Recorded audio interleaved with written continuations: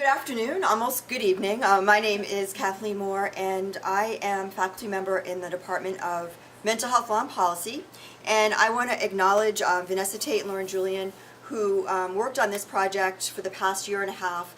We were able last year at this time to present some of the qualitative data, and so this year we thought what we'd do is talk a little bit about some of the preliminary quantitative data that we're just starting now to analyze. And so this is just the preliminary stages, but I would appreciate any discussion that we can have about some of these results as well. So it's just an outcome evaluation of our Adolescent Marijuana Delinquent Act citation program that is being done in Hillsborough County. Just a little bit of an overview. Juvenile civil citations are an alternative to arrest for common misbehavior for youth under the age of 18. And youth can take responsibility for their actions and complete a program that can include the following: community service, letters of apology to both the victim and law enforcement officer, assessments to determine if the youth are at risk to reoffend, and then, if needed, an intervention service such as counseling, both individual and group. And there's a lot of data to support that these juvenile civil citations generate positive results, such as increasing public safety, improving youth outcomes, and saving taxpayer money than arrests for some of these common youth misbehaviors. So what our state attorney, Andrew Warner, did is, let me get it, Warren, sorry. He has a short 2-minute video that talks a little bit about this.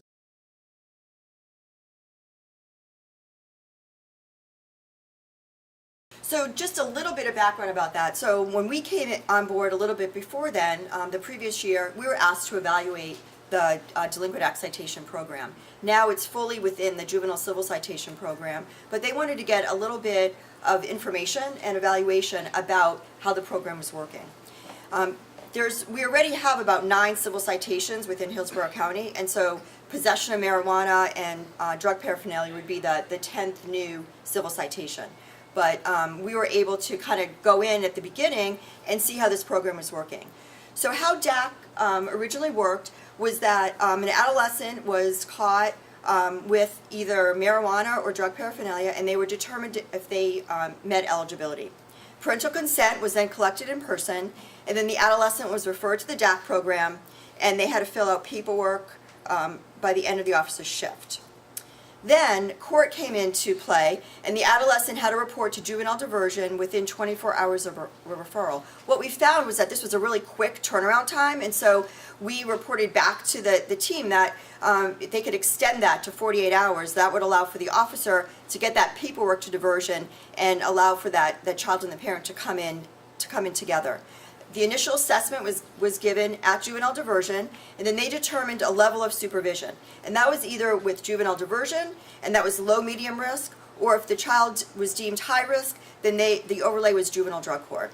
And then the location of treatment was really determined by where the child lived.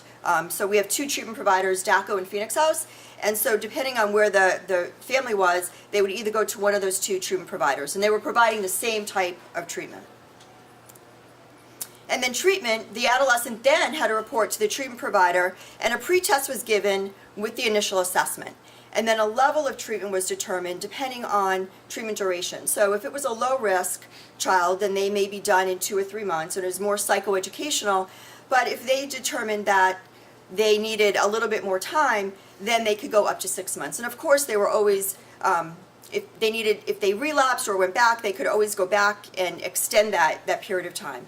In addition to the treatment, which included individual and group counseling, they also were required to do 1 to 2 random drug screens a week, and then also report to either juvenile diversion or drug court, depending on the overlay. And then successful completion results in avoidance of that child's arrest record. So the evaluation was twofold. We did a mixed method, a qualitative portion that was discussed last year, in which we interviewed 15 to 20 key stakeholders, and then we also collected 55 pre and post tests from the adolescent participants that we're going to be discussing today. And again, we just started getting into this data, so I'm going to be sharing with you some of the demographic characteristics and some of the preliminary outcomes. But the assessments were given during the first and final meeting with the treatment provider, so pre and post. We created subscales using the GAIN-Q and the TCU, which is the Texas Christian University Adolescent Forum, which I'm going to be reporting on this afternoon.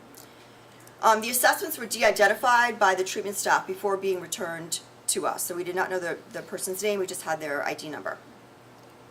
So a little bit about the baseline demographics. A referral could be given either in the community or at school, and you can see overwhelmingly that most of the referrals were given by the school resource officers. All of our schools have a resource officer in middle and high school, and so 83% were given a referral in the school. The status, and this was of January of 17, where we had quite a few active clients still, so we're in the process of going back to juvenile diversion to gather that information so then we can assess how many completed and how many failed to complete the program. Some of the adolescents in the beginning of the program either declined, were ineligible, they had other charges, or they denied that they were actually they actually had the marijuana on them. The assessment score, you can see that most of those are scoring low, 78%, and 22% scored medium or high. And this was done using the GAIN-Q. Some of the baseline characteristics of the client, we had 70% male. You can see that the mean age was 15. We had quite a few 12 and 13-year-olds, so those are coming from middle school. I think we had 25% middle school and 75% high school. The race, we had 64% Caucasian, 27% African American, and then Hispanic, we had quite a few endorsing being Hispanic, 42%, and then 58% were not. So what we were able to do is look at some of the TCU adolescent forms, and so they have various different subscales. And what we found were some significant changes from pre to post test overall when we looked at all 55 kids. And some of the scales that were significant were drug resistance efficacy, assertiveness, and cold-heartedness. So what does that mean? So drug resistance efficacy states, I am confident that I can find ways of reducing stress that don't involve alcohol or drugs, avoid situations and people where alcohol and drugs are present. So they feel better able to do that. Assertiveness is, I'm confident that I can express my opinions when others disagree with me. I can say no when I need to. So they're not really apt to follow peer pressure. And then cold-heartedness, so this is reverse scored. And this was, you worry when a friend is having problems. When seeing somebody cry makes you sad. So they are feeling less cold-hearted, right? So that's reverse scored, which is good, right? Our kids are having some empathy. We also found some family and peer significant results. Peer family is that your family actually likes your friends. So they're, a lot of times kids are hanging around those kids that they really didn't need to be hanging around. And then after treatment, they're really told, you shouldn't be hanging around, Johnny and Sue, but now they're hanging around some more positive friends and they're doing more positive social activities. Peer socialization was almost significant, it was 0.06, and so it just kind of is the same kind of story where they're doing things that are socially acceptable and they're not hanging around kids that are using drugs. Because this talk is multicultural, we wanted to look at some of the race and ethnicity results as well. And because we had a fairly significant portion of our kids that were self-identifying as Hispanic, we were able to break up Hispanic and non-Hispanic. And what we're showing here is two results, peer family and family warmth. And you can see we have pre-test and post, right? So the yellow is the non-Hispanic, the red is the Hispanic. And they were fairly similar at baseline, but you can see at post that Hispanic kids are endorsing more peer family items. So they're feeling that their family is more comfortable with their friends at post-test.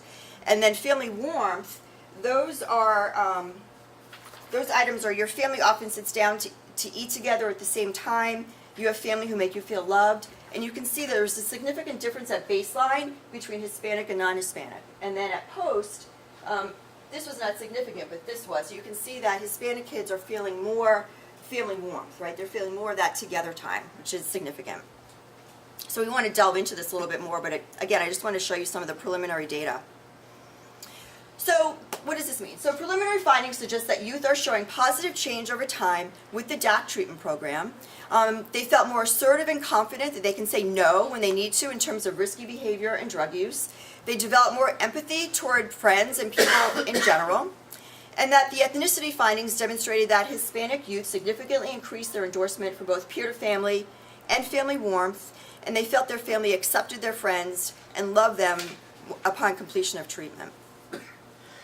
So some of the implications and future directions of our program. The goal of this treatment program is for youth to remain clean and sober, to engage in pro-social activities, and to re-engage with their family and peers. So our preliminary findings suggest that treatment is indeed effective, but additional analyses are warranted.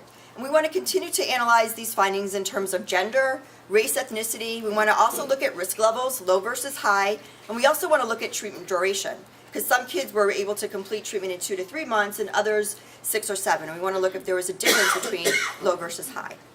Also, we want to examine the black box of treatment, right? So treatment mainly was looking at motivational interviewing and CBT. So we really want to kind of break that apart and look at drug use, look at criminal thinking, look at peer pressure, and look at treatment needs. So those are some of the things that we're going to be doing in the next couple of months. And that's it.